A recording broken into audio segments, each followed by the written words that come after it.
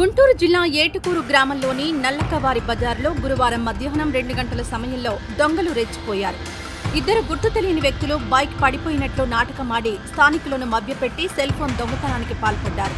వివరాల్లోకి వెళ్తే ఒక వ్యక్తి బైక్ పడిపోయినట్లు నటించి సహాయం కోసం కేకలు వేశాడు. అక్కడే ఉన్న స్థానికుడు కృష్ణ బైక్ లేపడానికి ప్రయత్నిస్తుండగా రెండో వ్యక్తి ఆయన జేబులోని సెల్ ఫోన్ను చాకచక్యంగా దొంగిలించాడు. అనంతరం ఇద్దరూ అక్కడి నుంచి పరారయ్యారు. ఈ సంఘటన స్థానికంగా కలకలం రేపింది. ఇలాంటి మోసగాళ్ల పట్ల ప్రజలు అప్రమత్తంగా ఉండాలని పోలీసులు హెచ్చరిస్తున్నారు.